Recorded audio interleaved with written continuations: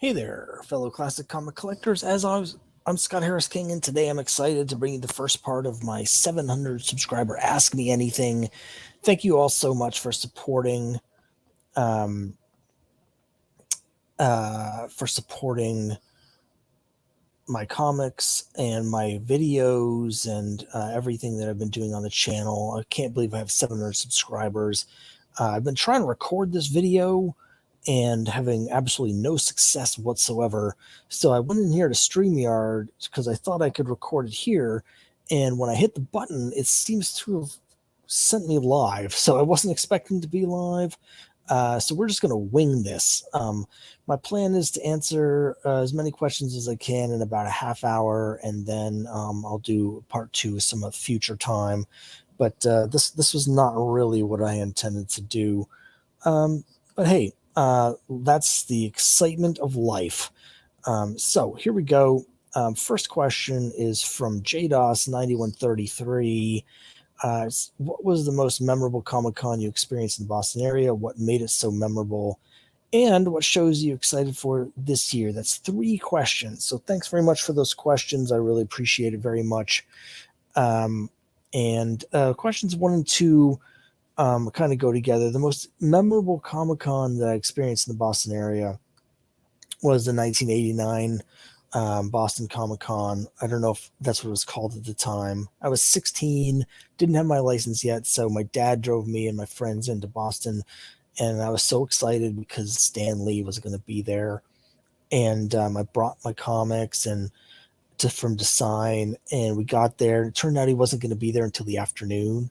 My friends got bored. They wanted to leave, but I was like almost in a panic. I was like, we can't go. We've got to stay for Stan Lee. So I bought them some comics to get signed for them. I remember buying a Thor 385 for one of my friends because that had just recently come out.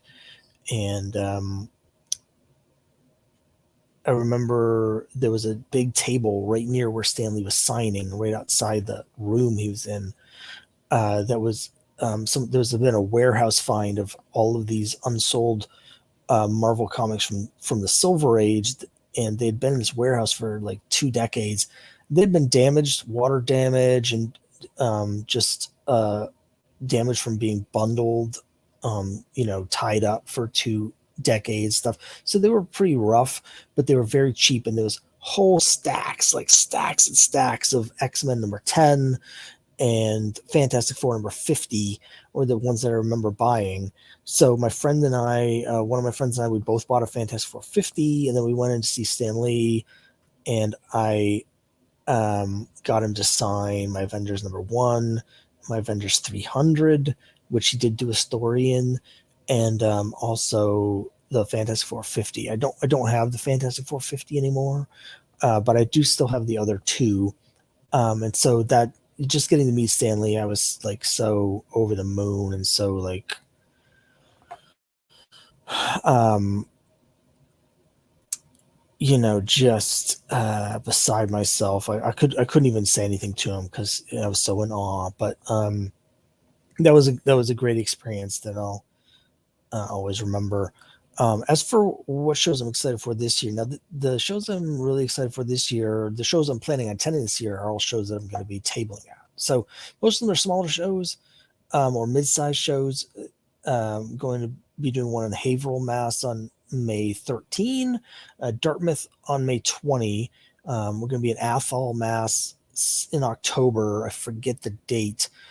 The one I'm probably looking forward to most, I really like Athol quite a lot, but I'm a big fan of the Plastic City Comic Con. There's a new venue this year.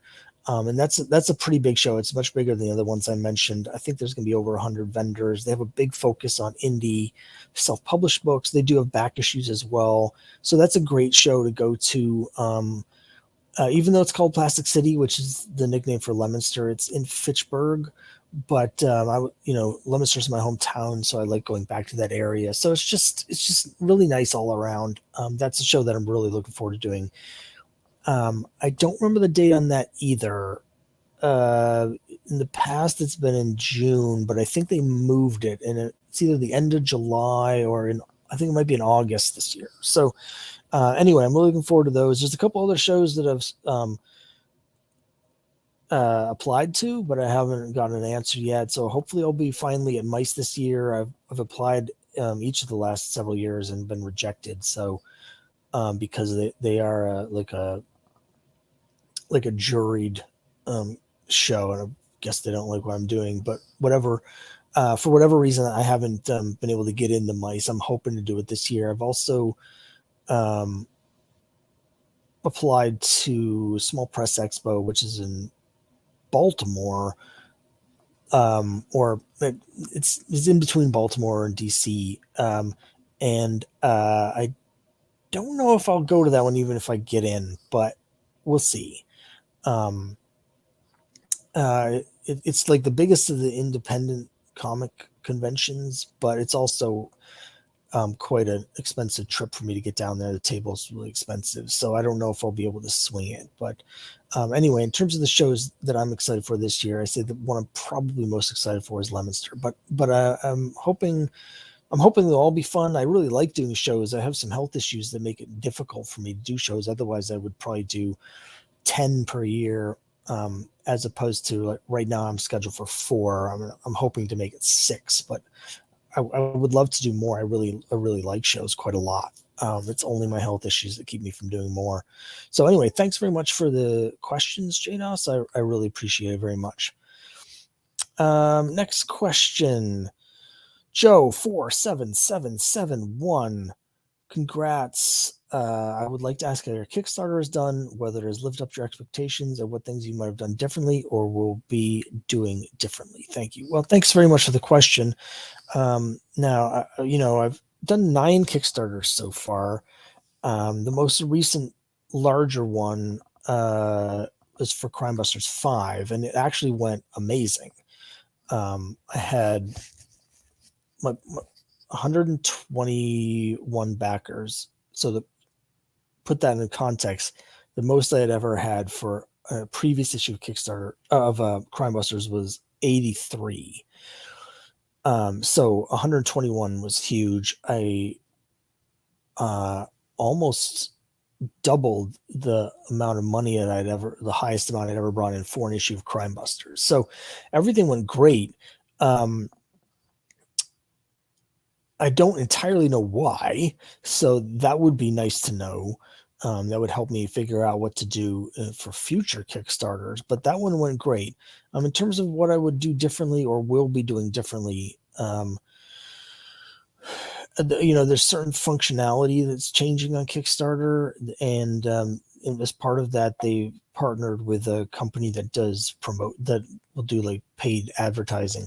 So you partner with them, they handle doing all the advertising, and then you pay for the ads themselves, and then they take a cut of whatever backers they bring in through their advertising, right? So I don't know whether it makes sense for me financially, but I've got, as I've talked about a few times, I will do a whole video about this soon.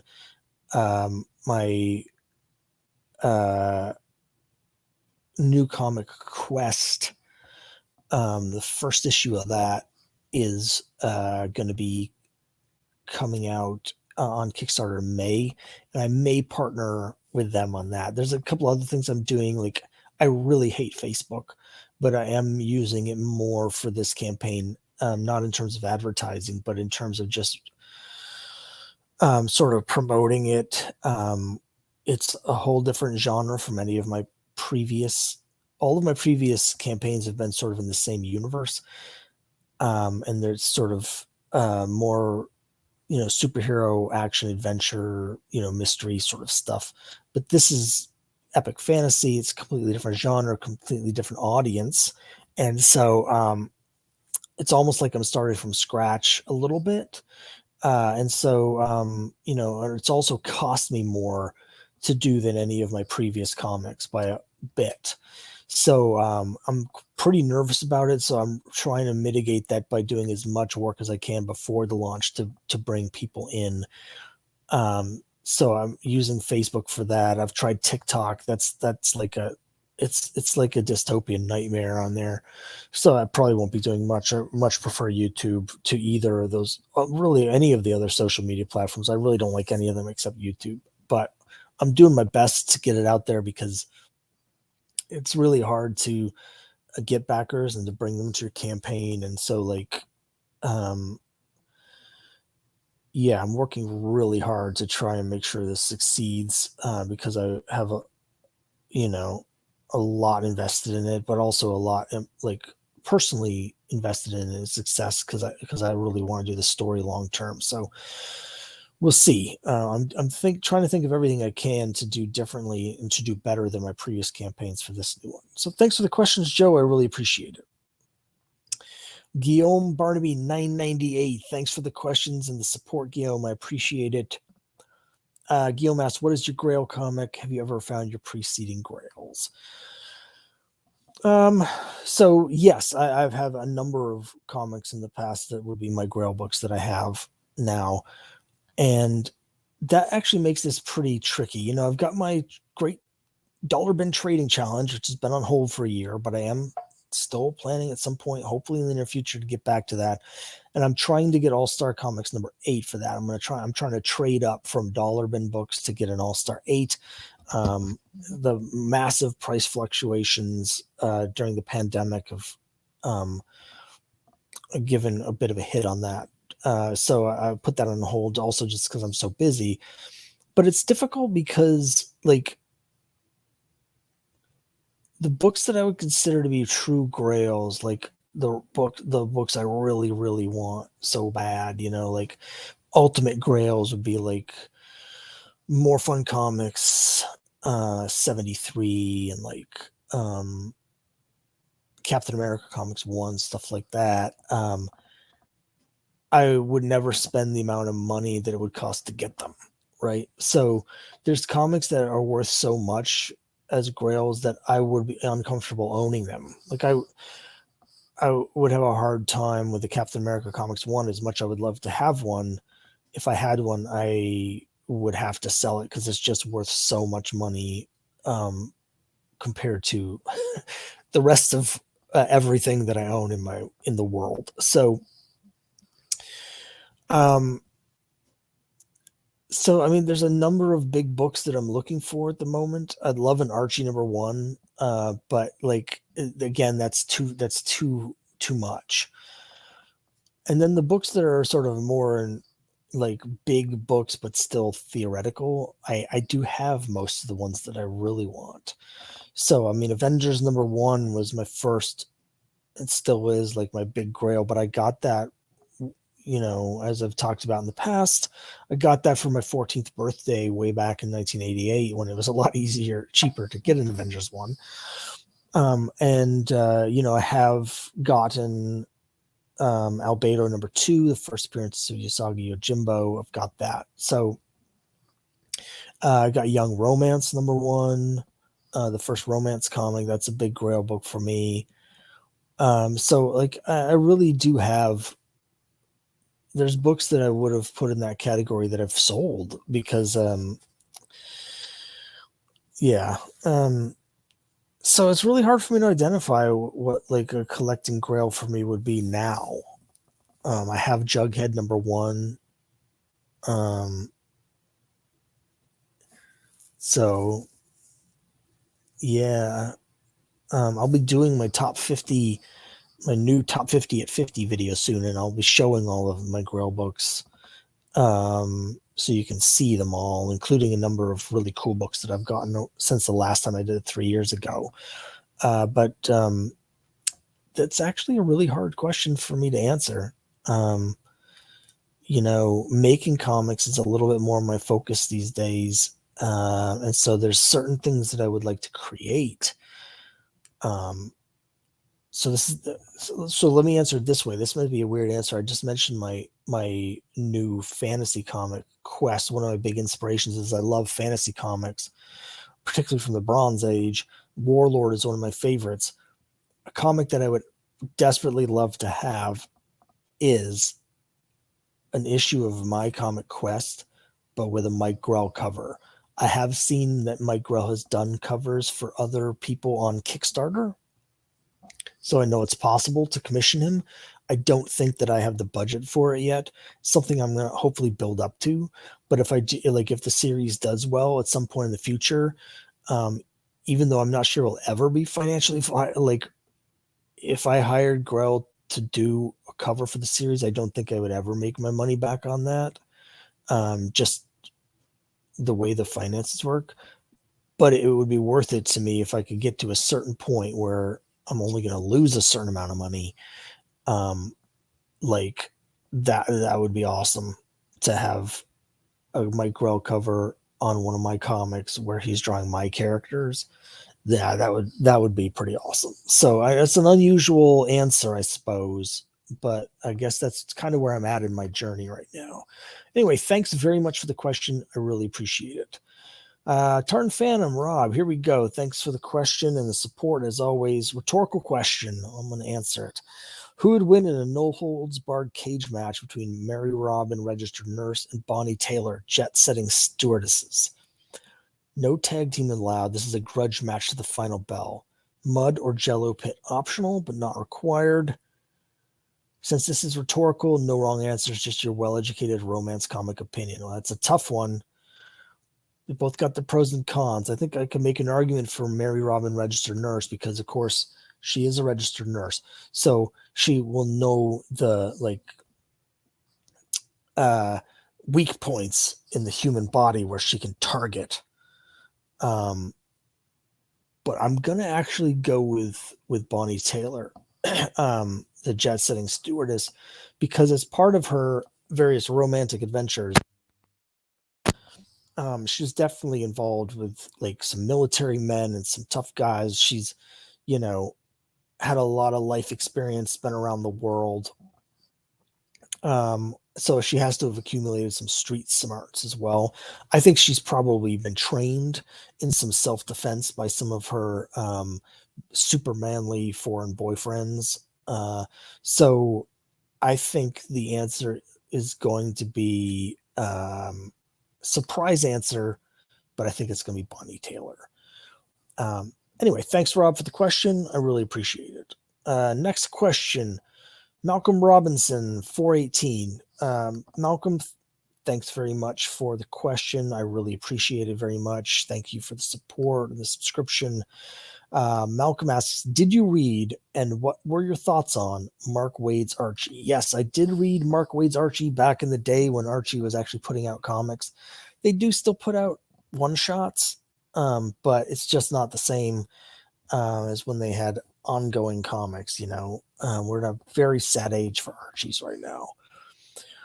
But I did read Mark Waid's Archie, and I thought it was okay. It was obviously a different take on things, a different style comic.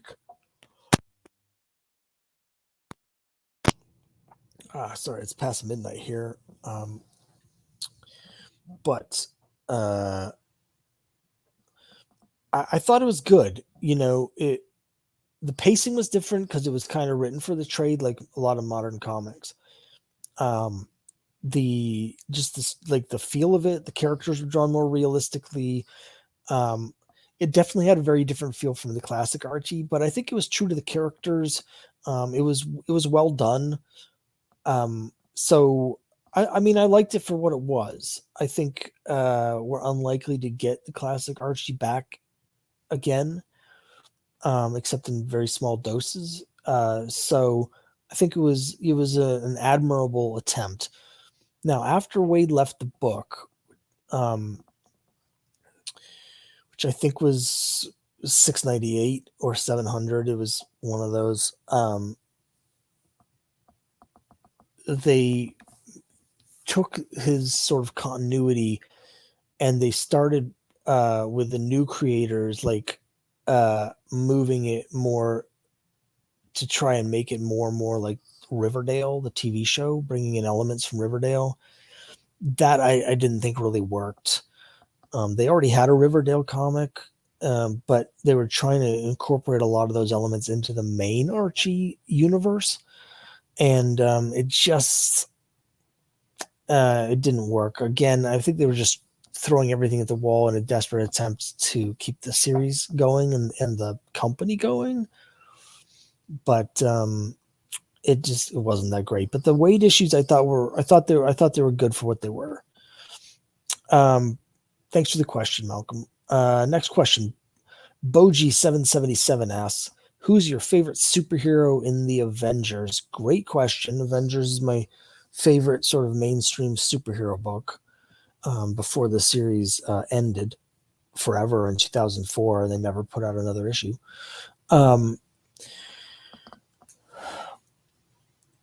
For my three favorite Avengers are Captain America, Hawkeye, and Vision. And if those three characters are in it, I don't really care who else is in the book to a certain degree. I have to say my favorite is Vision. I mean, Vision is my favorite. And I'm talking about the classic Vision. You know, Vision was on the team from issues 57 to 211. And then with 211, he left the book, and then they started getting into this sort of domestic bliss stuff with the Scarlet Witch. And then when he came back, they did the storyline where he removed the control crystal from his head, and he was no longer sort of robotic. He was more human.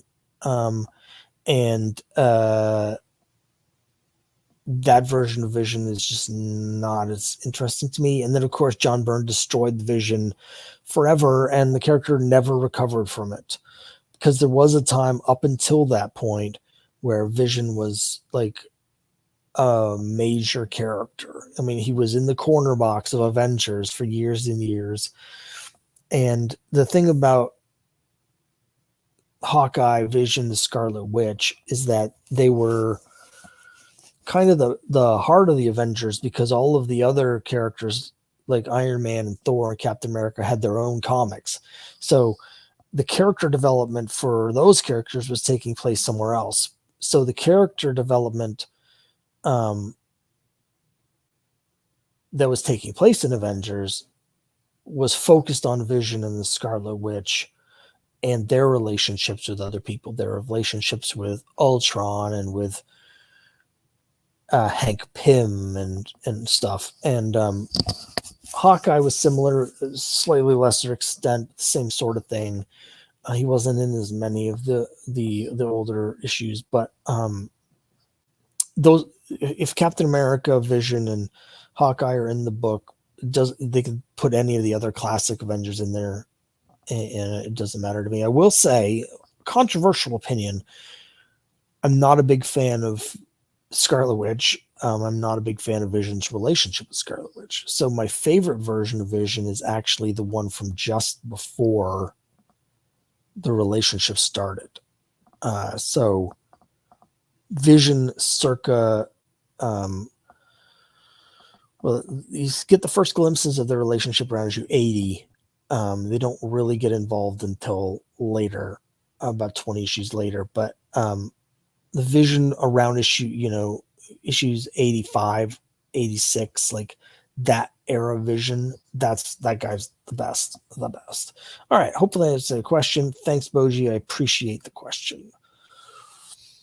Peter Pierre, 1175. What is the most difficult run, whether it was by price or availability, that you had to put together? Well, thanks for asking. I appreciate it very much. The answer is not probably going to be what people might expect. I mean, Avengers, easy to find, and it was cheap at the time as well. But what was hard for me is that I was in high school and I didn't have a job. I only had my allowance, but I still managed to put together a complete run of Avengers before I got out of high school, just using my allowance. So it's not Avengers. I paid quite a lot for Albedo #2, but at the time which just a few years ago was putting together my Usagi Yojimbo run, everything was pretty cheap. So like even Albedo 3 and 4, I got both of those in excellent condition for $100 for the pair. And then it was harder to track down some of the issues of Usagi Yojimbo because the print run on some of the Dark Horse issues under 5,000 copies. It's not easy to find the copies. But having said that, everything was cheap. The whole run was cheap. I mean, Summer Special issue 1, which I know now is a 3-figure book. It was I paid $3.50 for. I probably didn't pay more than $5 for anything in Usagi Yojimbo other than the issues of Albedo. So like, it's not that either. A lot of the big runs I put together weren't particularly expensive. So in terms of the runs that I've put together, that I've completed, you know, I have the complete DC runs of Young Romance and Young Love. So it's 88 issues of Young Love and 85 issues of Young Romance, all the DC ones. Those have probably been the hardest, just because they're not that easy to find. Even with using eBay, it took me years to get them. I'm just trying to think. I mean, yeah, I mean, right now I'm trying to put together a run of National Comics, but only the 14 issue, the Granny Gumshoe. Those have been kind of hard. I'm missing 2 of those, but they're not particularly expensive. It's just a matter of finding them. Yeah, I think I feel like I'm forgetting something, but yeah, right now that's what I'm gonna say is the in terms of my completed runs, those that's my answers. Young Love, Young Romance, the DC. So thanks for the question. Next question, Hada63. What are your top 5 comic books of all time? Well, that's an interesting question. I'm trying to figure out. It's also a little open-ended. I'm not going to talk about my 5, biggest back issues. Top 5 comic books. So like, I'm trying. I did answer this a while ago on one of the forums that I'm on. They did a thing where it's like where you were supposed to rank your favorite stories, and let me see if I can find my answers to that, because that I think is probably the best way for me to answer that. While I'm looking for that, I'm gonna go to the next question because it may take me a minute. It's very late, and so I'm having a little trouble thinking off the top of my head what my 5 favorite stories are. But let me jump to Metarog. Roger, thanks very much for your question. I'll get back to you, Hada, in just a minute. Roger asks, what would be your ideal horror character? Describe the types of stories and situations that would make him, her, it so. Now, I'm not a big fan of horror stories. I do like horror comics for the covers. But I will say that like my favorite types of horror characters are actually, I like Ghost Rider and that sort of character, which are sort of like hybrid characters. But what I really like is the hosts, actually. I'm drawn to characters like Madame Xanadu and like Phantom Stranger, who or the Man in Black called Fate, characters who sort of introduce the story and the setting, and then you have the story, and then at some point they intervene in some way. Those are the characters that I like Madame Xanadu and Phantom Stranger, who I know in the comics have a complicated relationship. They're very similar in the way they function in the story, and that's the way I really like Phantom Stranger is just about the perfect horror character for me, because he's mysterious. He acts as sort of the narrator for the book. He doesn't do anything necessarily horrible himself, necessarily.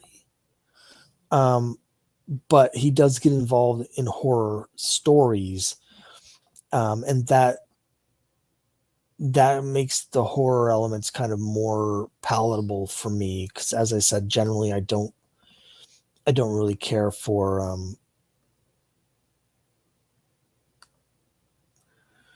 horror stories. So hopefully that answers your question. All right, let me get back to Hatta's question. This is going to be my last question for this video. What are your top 5 comic books of all time? And oh man, I thought I had called up the.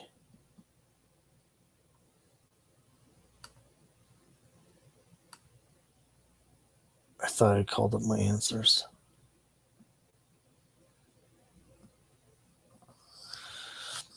I'm sorry, give me 1 second here.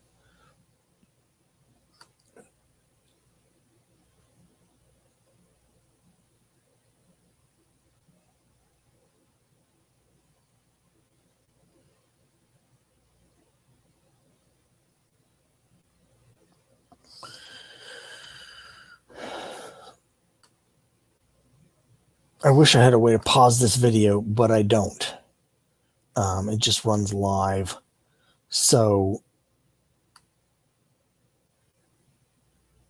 I'm just going to sort of wing it, I guess. Sorry. Some of my favorites include Walt Simonson's Thor. Is an all-time favorite of mine. Really love that. The original 20-issue run of ElfQuest is one of my favorite comics. I would say that Avengers: The Mansion Siege storyline is one of my is in my top 5 stories. Astro City, number 1/2, is one of my top 5 books. And I just had the other one on the tip of my nose. This is going to sound broad, because you asked what my top 5 comic books were, but Sandman Mystery Theater, the whole thing, all 70 issues. So I guess I'll stick with those for my answers. There's a couple others that come to mind. I really like Starman. Again, the whole run. It's all one story. And Bone, the complete 1-volume Bone. The Life of Times of Scrooge McDuck. Those are some others that are right up there. But yeah, those, I guess, for now, I'll say those are my top 5 right now off the top of my head. Which is probably the best way to do it. I was trying to find what I answered when I wrote down my answers, but I can't seem to find it. So anyway, thanks very much for watching. Next time I'll have another batch of questions, one a little bit longer than I planned, but that's it for this time. Let me know what you think down below. Tell me I'm wrong about everything. And thanks again so much for the support.